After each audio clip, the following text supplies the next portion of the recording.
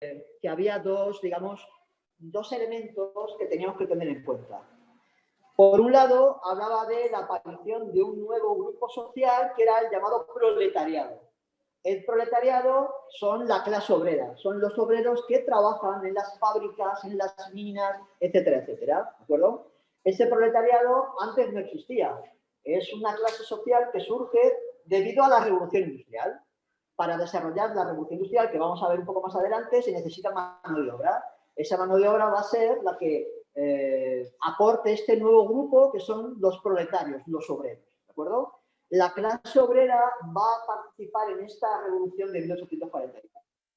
Por otro lado, había otra circunstancia que yo subrayaba y era la crisis de la patata. ¿Cuál es la crisis de la patata que ayer comentaba? Sí. La patata ya sabéis que es una planta, un cultivo que viene de América, de la zona de Ecuador, de Perú, ¿vale? Yo decía ayer que aquí básicamente tenemos 4 tipos de patatas, ¿eh? En el Perú, por ejemplo, a mí me hablan de que hay alrededor de 200 tipos de patatas. Es decir, hay variedades para aburrir, ¿no? Por ejemplo, usted lo sabe bien, si aquí tenemos 3 o 4, parece que son, no, si allí en Perú hay 300 tipos de patata, ¿vale? Es un producto que, a diferencia de otros, sí se va a adecuar al clima y a las tierras de Europa. Es decir, hay productos, por ejemplo el algodón, que no se cultivan en Europa por las condiciones climáticas, etc. Pero la patata sí, porque la patata, por ejemplo, no tiene ningún problema en que haga frío, no tiene ningún problema. Entonces, es un cultivo que se puede extender aquí a Europa. A partir del siglo XVI, los españoles traen a Europa un montón de nuevas plantas. Está el tomate, está el maíz, ¿de acuerdo? Traen el chocolate, que eso viene también de la zona de lo que hoy llamamos México, Centroamérica, ¿de acuerdo? El tomate, creo que lo he dicho, y traen la patata. La patata al principio en Europa no se utiliza para consumo humano, sobre todo lo utilizan para dar de comer a los animales. Pero poco a poco, sobre todo ya en el siglo XIX, la patata se convierte en uno de los alimentos básicos de las clases populares, es decir, de los grupos sociales con menos dinero. ¿De acuerdo? ¿Por qué? Porque la patata tiene un precio generalmente bajo, debido a que su cultivo es muy productivo. Es decir, cultivamos una hectárea de patata y la producción es muy elevada. Y además la patata es muy rica en hidratos de carbono, que son digamos, los alimentos que proporcionan energía, que es lo que a la gente que trabaja con sus fuerzas, ¿no? Con sus brazos, con su fuerza física, pues digamos, le es más importante, le es más necesario.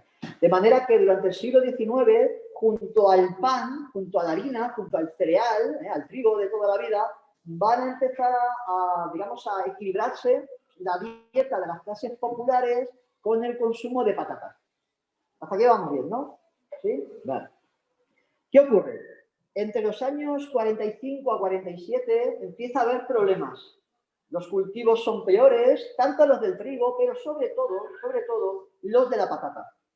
Hay una enfermedad, una plaga que va a recorrer Europa y que va a convertir el cultivo de patata en un problema. ¿Por qué? Porque la patata enferma y el cultivo, lo que es la patata, se convierte en una especie de fruto negro incomestible.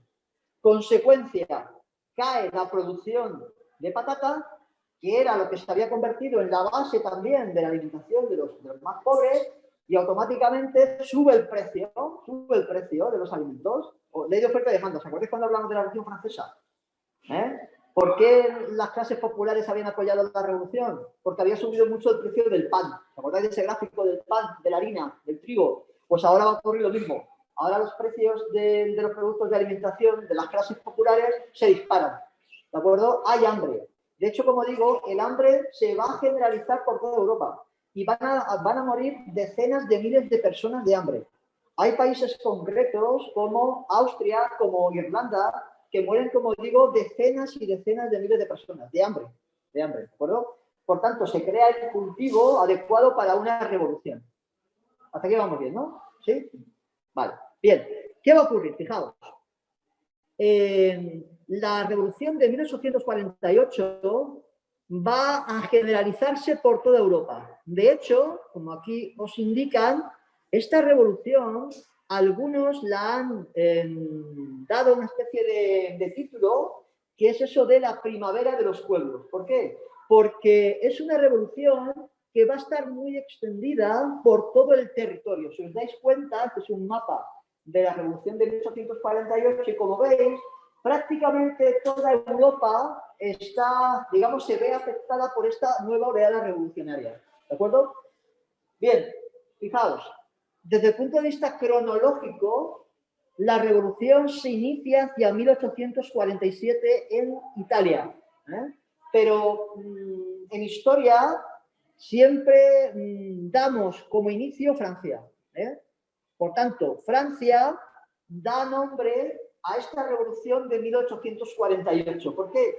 Porque es en Francia, en 1848, cuando se va a iniciar una revolución que se extiende rápidamente por el resto. ¿De acuerdo? Por tanto, como digo, en el mapa nos aparece cronológicamente antes el centro de Italia, ahora lo voy a explicar, pero la revolución que tiene un efecto dominó sobre el resto es la que se inicia en Francia en 1848.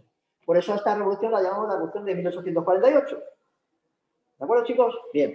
¿Qué ocurre en Francia en 1848? En 1848 en Francia se va a producir una sublevación popular en París. Esa sublevación popular, apoyada por el liberalismo democrático, es decir, por los sectores de la mediana y pequeña burguesía, va a triunfar. El rey Luis Felipe de Orleans, aquel que había llegado al poder en 1830 en la otra revolución, tiene que escapar del país. Se va a marchar a vivir a Gran Bretaña, a Inglaterra. Y aquí en Francia se va a proclamar la República. ¿De acuerdo? Bien. Del mismo modo que aquí en Francia se proclama la República, la revolución se extiende por buena parte de Europa, como digo. ¿Vale? Fijaos, ¿dónde se va a extender? Se va a extender al Imperio Austríaco, donde Metternich, ¿recordáis de Metternich?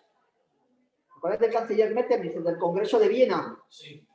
Metternich, que todavía está gobernando en Austria, tiene que escapar de Viena porque si no es linchado por la multitud. Escapa de Viena, abandona el poder. Y el propio emperador de Austria tiene que huir de la ciudad huyendo para proteger su vida. ¿De acuerdo? Por lo tanto, el emperador de Austria, el gobierno de Austria, cae, aunque sea momentáneamente, cae. ¿De acuerdo? Esa revuelta se va a extender también a la llamada Confederación Germánica. Acordaos, la Confederación Germánica es esa confederación que se había creado en la época del Congreso de Viena. ¿Os acordáis de la Confederación Germánica, que era todo esto de aquí? ¿Os acordáis? ¿Sí o no? ¿Sí? Bien. Pues esa Confederación Germánica también se va a ver afectada por esta revolución. Fijaos, gran parte de los representantes de los 39 estados alemanes van a mandar un emisario a la ciudad de Frankfurt, en Alemania, ¿de acuerdo? Y ahí van a crear un parlamento. Y en el parlamento van a proponer al rey de Prusia que acepte la corona de una Alemania unificada. Bueno, por lo tanto, Frankfurt, en 1848, ofrecen a Prusia la posibilidad de unificar toda Alemania bajo su mando, bajo su control, bajo su dominio, bajo su monarquía. ¿De acuerdo? ¿Qué va a ocurrir? Que el rey de Prusia, el rey Federico Guillermo, lo va a rechazar. ¿Por qué? Porque el rey de Prusia es un rey absolutista y si acepta que el Parlamento le entregue el poder de Alemania, está aceptando que la soberanía de quién es, del pueblo, y él es absolutista, no quiere ceder su poder al pueblo, ¿de acuerdo? Por lo tanto, va a rechazar la corona, ¿vale? Bien, otro lugar donde se va a extender esta revolución es en Italia, ¿de acuerdo? ¿Qué pasa en Italia? En Italia, en el centro de Italia, están los llamados estados pontificios. Los estados pontificios son estados que están controlados, dominados por el Papa. Es decir, el Papa de Roma es el, digamos, el jefe político, el rey, entre comillas, de los estados pontificios. Ahí, en 1847, se inicia una revolución que expulsa al Papa de la ciudad de Roma, ¿de acuerdo? Y proclama la República Romana, con la intención de unificar toda Italia. ¿De acuerdo? Bien. Una vez que hemos visto los diferentes territorios, los diferentes escenarios, en líneas generales, ¿vale? Vamos a ver qué va a pasar, fijaos. La conclusión es la siguiente.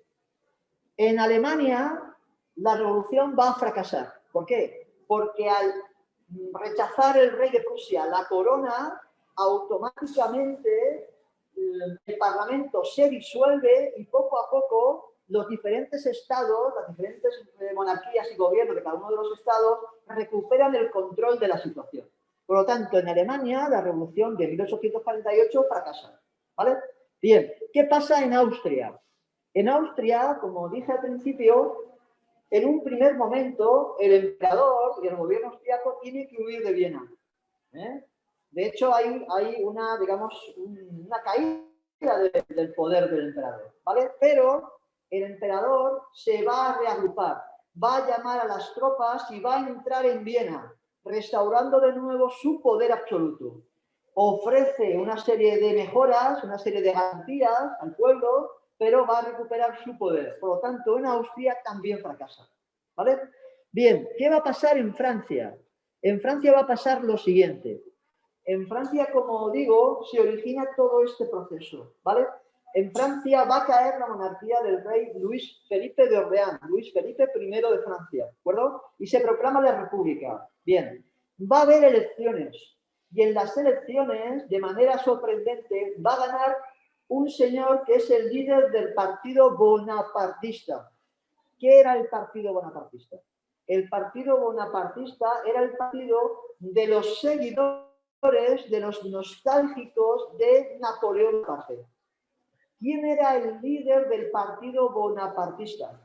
El líder del partido bonapartista era Luis Napoleón. ¿Y quién es Luis Napoleón? El sobrino de Napoleón. ¿De acuerdo? Gana las elecciones, se convierte en presidente de la República y en pocos meses da un golpe de Estado y se proclama emperador con el título de Napoleón III. ¿De acuerdo? ¿Por qué tercero? Fijaos, Napoleón Bonaparte, el que hemos visto, es el primero. El hijo que tuvo Napoleón con María Teresa de Austria, la segunda esposa, la primera Josefina y la segunda la princesa austríaca. Con la austríaca, con la hija del emperador de Austria, tiene un hijo y este hijo, joven, va a matar escalando en los Alpes. Está escalando, se cae, se despeña, se parte la cabeza y se mata. Con lo cual, el hijo de Napoleón fallece. Ahora viene Luis Napoleón. Como no hay ningún otro descendiente directo de Napoleón, va a ser su sobrino, el hijo de su hermano, el que herede la línea, el que herede el trono. Por tanto, se convierte en Napoleón III, emperador de Francia. ¿De acuerdo, chicos? ¿Vale? Bien. Napoleón III, vamos, por cierto, se casa con una noble española, una noble española, que ya veremos en su momento. Bien, Napoleón hace algo importante. Que también lo del golpe de Estado ese, supongo que también causaría mucho revuelo, ¿no? Por ahí. No, porque Napoleón tiene el apoyo del pueblo. Ha ganado las elecciones y por tanto tiene apoyo popular. Los que han apoyado al partido de Bonaparte, al partido bonapartista, lo que están esperando es que se restaure de nuevo el imperio en Francia. ¿De acuerdo? Por tanto, no tuvo mucha oposición. ¿Vale? Bien, una de las primeras cosas que va a hacer Napoleón, y con esto concluyo este punto, es lo siguiente, fijaos. Napoleón III va a enviar un ejército francés a Roma. ¿Con qué objetivo? Con el objetivo de reponer al Papa de Roma en el trono. Por tanto, disuelve la República Romana y protege al Papa poniéndole de nuevo como jefe político, como poder político en los estados pontificios. Y es importante que tengamos en cuenta esto, porque va a ser fundamental para lo que luego viene. Porque ese ejército francés se va a quedar ahí, protegiendo al Papa. Napoleón III de esa manera consigue el apoyo de los católicos de Francia. Fijaos, los bonapartistas, Juan, y los católicos. Ya tiene el apoyo de los dos. ¿Van a ir los católicos contra el gobernante que ha restaurado al Papa de Roma en su trono? No van a ir. Porque el Papa de Roma es el jefe de la Iglesia Católica, como todos sabéis. ¿De acuerdo? Por lo tanto, se gana ese apoyo. Si os dais cuenta, Por tanto, el único lugar en el cual triunfa esta revolución es al final en Francia, con la llegada de Napoleón III. ¿Sí, chicos? ¿Vale? ¿Dudas? ¿No? Bueno. Bien. Continuamos. ¿Vale? Continuamos. Fijaos. Después... A ver. Vale. Fijaos. Hemos visto ya qué pasa a partir de 1815, ¿de acuerdo? A partir de 1815. Hemos visto lo que ocurre. Acordaos, las potencias vencedoras de Napoleón en Viena, ¿no? Se reúnen en Viena, crean ese nuevo mapa y marcan el camino para lo que llaman la restauración, ¿de acuerdo? Recordad que hemos comentado que eso tiene como consecuencia la aparición de dos ideologías que son el liberalismo y el nacionalismo, ¿vale? El liberalismo ya hemos visto cómo se ha ido presentando, cómo se ha ido enfrentando a lo acordado en Viena debido a, por medio de esas tres oleadas revolucionarias, 1820, 1830 y 1848, ¿de acuerdo? Bien. ¿Qué pasa con el nacionalismo? El nacionalismo, que también ha estado presente a lo largo de estas tres revoluciones, va a tener su momento de mayor, digamos, importancia con lo que se denominan, los procesos de unificación de Italia y de Alemania. Fijaos, Italia y Alemania van a aparecer como países tal y como los conocemos hoy en día, hacia 1870-71, ¿de acuerdo? Italia en 1870 y Alemania en 1871. Por lo tanto, si os dais cuenta, esos dos países son relativamente jóvenes, tienen poco más de un siglo, ¿de acuerdo? Hasta esa fecha, tanto Italia como Alemania eran multitud de estados, todos diferentes entre sí, ¿de acuerdo? Bien, vamos a ver ahora cómo se van a unir estos dos países, ¿vale? Lo vamos a hacer también de manera resumida, fijaos. Tenemos que tener en cuenta una cosa. ¿Cómo es? Empezamos por Italia. ¿Cómo es Italia tras el Congreso de Viena? Es decir, ¿cómo está constituida Italia en 1815? Fijaos, la Italia que hoy en día conocemos, hacia 1815, después, por tanto, de las guerras contra Napoleón, está dividida en un conjunto de estados, todos independientes. Tienen cosas en común. ¿Qué tienen en común? Tienen en común, por ejemplo, el idioma, la lengua, la cultura, elementos de la cultura como la comida, ¿no? Tradiciones, tienen en común una historia, Imperio Romano, todo esto que viene ahí, ¿vale? Carlos, está durmiendo y te voy a dar un capón, ¿vale? Por tanto, tienen elementos en común, pero están separados, ¿vale? Bien, ¿qué va a pasar? Fijaos. Esto tiene un remedio que es fácil. Que tanta... Esto se pasó previo al capón, Carlos. Al capón. Vale, bueno, venga. Fijaos, como digo, Italia está dividida en diferentes estados. Vamos a ver en qué está dividida. Fijaos, al norte hay un estado que ya hemos visto, que es el Reino del Piamonte. ¿Os acordáis? El Reino del Piamonte, junto con el Reino de los Países Bajos, eran esos dos estados tapones que había creado el Congreso de Viena para evitar que Francia volviera a invadir Europa. ¿Os acordáis? ¿Vale? Bien. El Reino del Piamonte, que es el más importante porque el Reino del Piamonte va a ser el que protagonice todo el proceso de unificación. ¿Vale? Bien. ¿Qué más tenemos? Fijaos. Junto al Piamonte, en el norte de Italia, tenemos el Reino Lombardo-Véneto. El Reino Lombardo-Véneto pertenece al Imperio Austrohúngaro, al Imperio Austríaco. Le ha correspondido en el reparto territorial del Congreso de Viena. ¿Vale? Bien. Más al sur hay un conjunto de ducados. Está el ducado de Parma, de Módena, de Toscana. Estos ducados, Luca también, estos ducados, chicos, son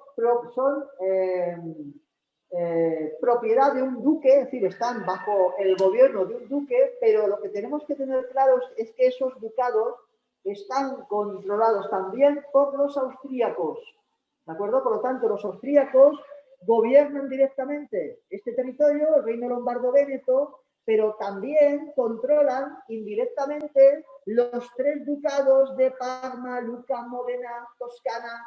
¿Lo tenemos claro, chicos? ¿Vale? Bien, decías, Ger. Que en plan, el reino lombardo ese, porque está como dividido en 2 colores. Sí, porque esto obedecía, esto es Lombardía y esto es Véneto, que tiene capital en Venecia. Son como dos regiones diferentes. Pero el dueño de este reino lombardo-véneto era Austria. El emperador de Austria era también rey de Lombardía y del Véneto. Las 2 cosas. ¿De acuerdo? Vale. Seguimos. ¿Qué pasa con el resto de Italia? Fijaos. Todo esto de aquí, todo esto del centro de Italia, es lo que llamamos como estados pontificios. Son los territorios que directamente gobierna el Papa de Roma. ¿De acuerdo? El Papa que va a reinar, por así decirlo, durante todo este periodo es el Papa Pío IX. ¿De acuerdo? Que es el jefe político de todo ese territorio. Es decir, el Papa, además de ser el jefe espiritual de todos los católicos del mundo, es el jefe político de este territorio. Recordad, ahora te atiendo, Borja. Recordad que hoy en día el Papa sigue siendo el jefe religioso de todos los católicos, pero es además el jefe político del Vaticano. El Vaticano es un barrio dentro de Roma. Estás en Roma y cruzas una línea y estás en el Vaticano. El que manda en el Vaticano es el Papa. ¿De acuerdo? Vale, me hacías algo, Borja. ¿Y por qué no unificó los padres? ¿Perdón? ¿Por qué no unificaron los padres? Bien, porque históricamente son 2 regiones diferentes. Son 2 regiones diferentes. Igual que no se unifica Madrid con Toledo. ¿Por qué? Porque históricamente son 2 regiones distintas. Claro. ¿Vale? Pero da igual, porque en la práctica el gobierno lo ejercía Austria. De hecho, las tropas austríacas estaban en Venecia, perfectamente. Es decir, era parte del Imperio Austríaco. ¿De acuerdo? Bien, más cosas. Más al sur, ¿qué tenemos? Más al sur tenemos el reino de 2 Sicilias. El reino de las 2 Sicilias, que incluye la parte, digamos, de la península itálica de Nápoles y la gran isla de Sicilia. ¿De acuerdo? Aquí gobierna una rama de la casa de los Borbones, todavía, ¿vale? Recordad como anécdota que Carlos III, el rey que gobernó en España, que hemos visto en la guerra de independencia, etcétera, etcétera, ese Carlos III vino de aquí, de Nápoles, era rey de Nápoles, antes de ser rey de España. Cuando muere su hermano Fernando VI, le dicen, oye, ¿quieres ser rey de España? Y él dice, hombre, de ser rey de Nápoles y ser rey de España, mejor rey de España, que más grande. Y se vino para España, ¿de acuerdo? Bueno. No sé exactamente así como ocurrió, pero más o menos, ¿vale? Bien. ¿Nos queda claro qué tienen en común todos estos territorios? Recordad, tienen en común una lengua, el italiano, tienen en común una cultura, y tienen en común una historia. Todo que retrotrae al Imperio Romano, los Césares y toda esta historia. ¿De acuerdo? Por lo tanto, tenemos ahí una división geográfica y política, pero una unidad dentro de lo que se llaman la lengua, la cultura, etcétera, etcétera. ¿Vale? Bien. Una vez que hemos visto esto, vamos a ver ahora cómo se va a producir el proceso de unificación. ¿De acuerdo? Bien. Fijaos, para entender qué pasa en el proceso de unificación, tenemos que tener en cuenta una serie de personajes que son importantes. ¿De acuerdo? Ya digo, aquí vamos a hacer la versión sencilla, el año que viene en bachillerato haremos la versión ampliada, ¿vale? Bien, fijaos, hay 3 personajes que se convierten en claves para entender todo este proceso de unificación, ¿de acuerdo? Bien. En primer lugar, vamos a hablar de este señor, de Giuseppe Mazzini. Giuseppe Mazzini. ¿Qué pasa con Giuseppe Mazzini? ¿Quién es Giuseppe Mazzini? Giuseppe Mazzini es digamos, el gran teórico del nacionalismo italiano. Es el autor, el escritor de obras donde anima a los italianos a crear un solo país que se llame Italia y que tenga capital en Roma. Mazzini defiende la necesidad de crear un Estado italiano en forma de república y con capital en la ciudad de Roma. ¿De acuerdo? Y por lo tanto es la base en gran medida del nacionalismo italiano. ¿De acuerdo? Bien. Junto a él hay, digamos que Mazzini sería un poco el teórico, ¿vale? Aunque este es el que echó al Papa de Roma en la Revolución, ¿vale? pero bueno, no tuvo ningún éxito, como habéis escuchado antes. Hay dos personajes que son muy importantes. Fijaos. En primer lugar tenemos a este señor, a Cavour. ¿Quién es este señor? Este señor, que se llama Donato di Benso, es conde de Cavour. Le conocemos por el título, no por el nombre real. ¿Vale? Cavour es el ministro de Asuntos Exteriores del Reino del Piamonte. Es decir, es el que lleva la política exterior de este territorio que se llama el Reino de Piamonte, el Reino de Saboya-Piamonte. Acordaos que era este territorio y además tenía la isla de Cerdeña. ¿Se acordáis? ¿Vale? Bien. Pues Cavour es digamos, el jefe de la política exterior de el Piamonte. ¿De acuerdo? Bien.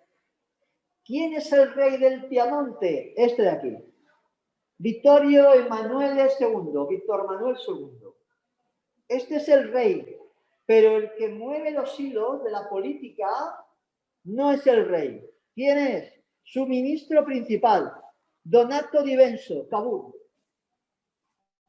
Recordad, si Mazzini tenía una idea de unificar Italia en forma de república con capital en Roma, Cavour tiene por contra otro objetivo. Quiere unificar Italia, pero bajo la monarquía del rey Víctor Manuel II, por tanto, como una monarquía con capital también en Roma. ¿De acuerdo? Por tanto, se parece a lo que dice Mazzini, pero no es igual. ¿Vale? Bien. El otro personaje importante que vamos a ver es este de aquí. Giuseppe Garibaldi. Garibaldi es el gran revolucionario de la época. El gran revolucionario.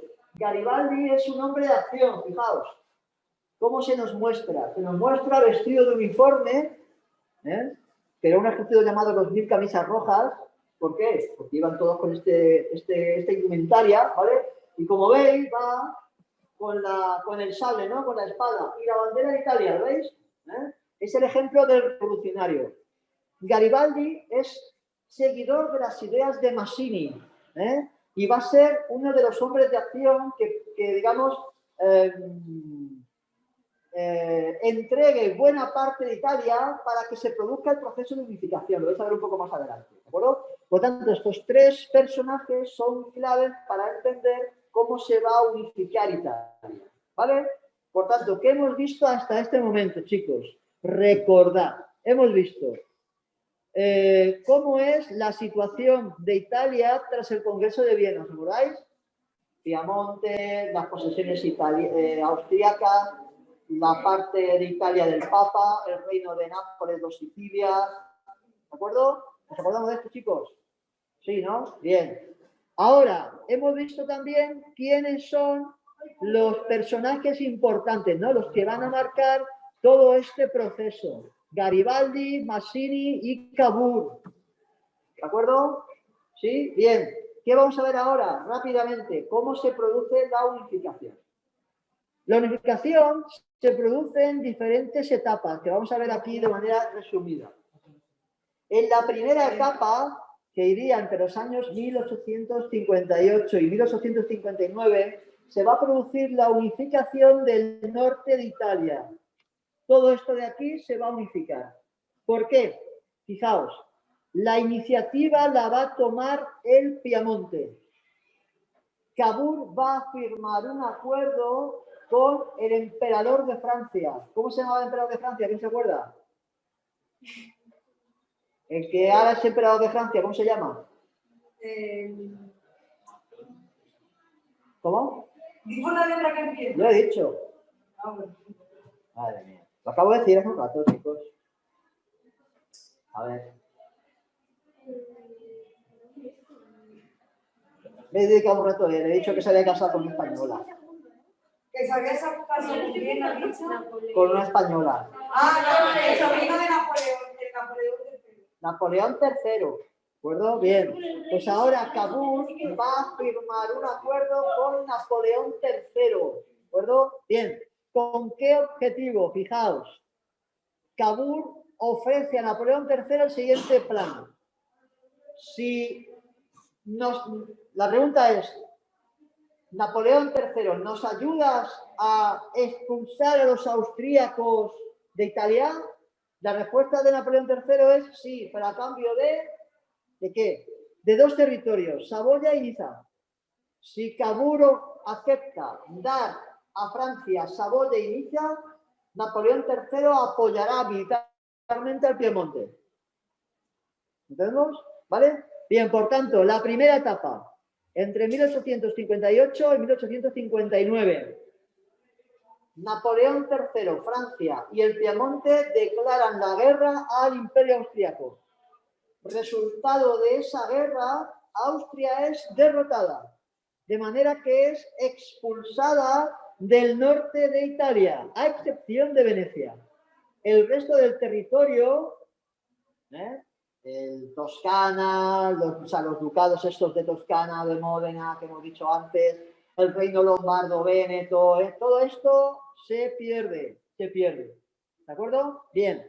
La siguiente etapa es la que ya cuenta con la intervención de Garibaldi. Garibaldi va a crear un ejército de voluntarios que se llaman los 1000 camisas rojas. Van a partir, como veis, del Piamonte y van a desembarcar en la isla de Sicilia. Y aquí se van a enfrentar a las tropas del rey de Nápoles. Y a pesar de que son solo 1000, van a contar con el apoyo del campesinado. Y unidos los dos, derrotan a los ejércitos que le opone el rey de Nápoles. Consecuencia, el rey de Nápoles tiene que huir. Y Garibaldi cruza el estrecho de Messina, este que hay aquí, se presenta en la península itálica y asciende hacia el norte con la intención de ocupar los estados pontificios. ¿De acuerdo? Bien, en ese momento Cavour ordena a un ejército del Piamonte que vaya de encuentro con Garibaldi.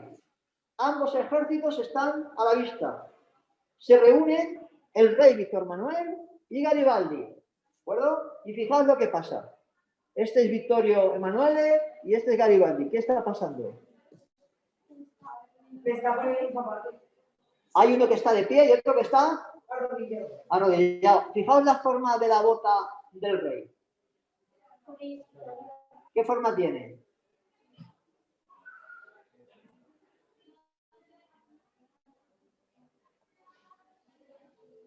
La del bajo de ¿Lo veis? Por esta imagen, este grabado, se muestra cómo Garibaldi se arrodilla ante el rey del Piamonte y le está entregando ¿el qué? la bota de Italia. La bota es una alegoría, ¿no? Le está entregando Italia. ¿Por qué?